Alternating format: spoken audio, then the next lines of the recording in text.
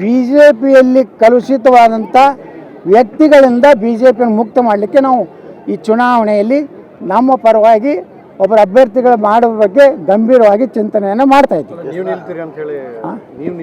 ಅದು ಯಾರು ನಿಲ್ತಾರೋ ಗೊತ್ತಿಲ್ಲ. ಯಾರು ಎಲ್ಲರೂ ಕೂಡ ನಾವು ನಿರ್ಣಯ ಮಾಡ್ತೀವಿ, ಅವರು ಸ್ಪರ್ಧೆ ಮಾಡ್ಬೋದು. ಹೈಕಮಾಂಡ್ ಅವರಿಗೆ ಜಾಸ್ತಿ ಮಣೆ ಹಾಕ್ತಾ ಇದೆ. ಯಾರಿಗೆ? ಅವ್ರೇನು ಹೈಕಮಾಂಡವ್ರು ಯಾರಿಗೂ ಮಣೆ ಹಾಕಿಲ್ಲ. ಪಾಪ ಹೈಕಮಾಂಡ್ದವರು ನ್ಯೂಟ್ರಲ್ ಆಗಿದ್ದಾರೆ. ಅದಕ್ಕೆ ಶಿವರಾಜ್ ಸಿಂಗ್ ಚೌಹಾಣ್ರನ್ನ ಕಳಿಸಿದ್ದಾರೆ. ಇಲ್ಲಕ್ಕಂದ್ರೆ ಅರುಣ್ ಸಿಂಗ್ನ ಕಳಿಸ್ತಿದ್ರು. Yes sir. Sir Ramesh Jarkiholi ಅವರಿಗೆ ವಿಜಯೇಂದ್ರ ಅವರು ಯಡಿಯೂರಪ್ಪ ಅವ್ರಿಗೆ ಮಾತಾಡಲಿಕ್ಕೆ ಅವ್ರಿಗೆ ಹಕ್ಕಿಲ್ಲ, ಅವ್ರು ಮಾತಾಡಬಾರ್ದು, ಅವ್ರು ಹಿರಿಯ ಮುತ್ಸದ್ದಿದ್ದಾರೆ, ಸೈಕಲ್ ಕಟ್ಟಿದ್ದಾರೆ, ಇದಕ್ಕೆ ಈ ರೀತಿ ಮಾತಾಡಿ ತಪ್ಪು ಅಂತೇಳಿ ಖಂಡಿಸಿದ್ದಾರೆ. ರಮೇಶ್ ಜಾರಕಿಹೊಳಿ ಅವರು 17 ಜನ BJಪಿಗೆ ಬರದೇ ಇದ್ದರೆ ಯಡಿಯೂರಪ್ಪನವ್ರು ಮುಖ್ಯಮಂತ್ರಿ ಆಗ್ತಾಯಿದ್ರ? ಮಾನ್ಯ ವಿಜಯೇಂದ್ರ ಅವರೇ, ಯಡಿಯೂರಪ್ಪನವ್ರು ಮುಖ್ಯಮಂತ್ರಿ ಆಗಲಿಕ್ಕೆ ಕಾರಣ ರಮೇಶ್ ಜಾರಕಿಹೊಳಿ ಅವರು. ನೀವು ಇಷ್ಟೆಲ್ಲ ದುಡ್ಡು ಮಾಡಲಿಕ್ಕೆ ಕಾರಣ ರಮೇಶ್ ಜಾರಕಿಹೊಳಿ ಅವರು. ನೀವು ಎಷ್ಟು ದುಡ್ಡು ಮಾಡಿರಿ ಅಂತ ಹೇಳಿ ಎಲ್ಲ ಜಗತ್ತಿಗೆ ಗೊತ್ತದ.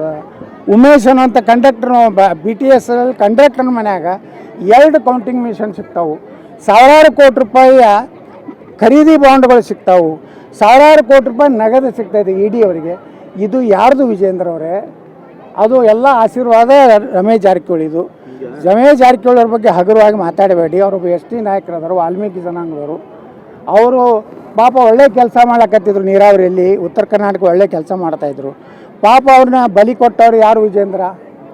ನಿಮ್ಮದೇನು ಪಾಲಿದೆ ಅದು ಎಲ್ಲ ಗೊತ್ತಿದೆ. ಇಂಥ ಕೆಲಸ ಬಿಡಿ. ಪಕ್ಷ ಎಲ್ಲರೂ ನೋಡ್ರಿ, ಎಷ್ಟೋ ಕಾರ್ಯಕರ್ತರು ಪಾಪ ಸೈಕಲ್ ಹೊಡೆದಲ್ಲ, ನಡ್ಕೋತ ಅಡ್ಡಾಡಿ ಉಪವಾಸ ಬಿದ್ದು ಒಂದೊಂದು ಹಳ್ಳಿ ಒಳಗೆ BJಪಿಯ ಕಾರ್ಯಕರ್ತರು ಹೋದ್ರೆ ನೀರು ಕೊಟ್ಟಿಲ್ಲ. ಅಷ್ಟೆಲ್ಲ ಹೋರಾಟ ಮಾಡಿದ್ದರಿಂದ ಪಕ್ಷ. ಜಗನ್ನಾಥರಾವ್ ಜೋಶಿ ಅವರು, ಅದೇ ರೀತಿ ನಮ್ಮ ಬಸವರಾಜ ಪಾಟೀಲ್ ಶ್ರೀರಾಮ್ ಅವರು, ಅನಂತಕುಮಾರ್ ಅವರು. ಮೇನ್ ಅನಂತಕುಮಾರ್ ಅವ್ರ ಶಕ್ತಿ ಇತ್ತಂತೇಳಿ ಒಂದು ಪ್ಲ್ಯಾಂಡ್ BJಪಿ ಕರ್ನಾಟಕದಲ್ಲಿ ಗಟ್ಟಿಯಾಗಿ ನಿಲ್ಲಕ್ಕಾಯ್ತು.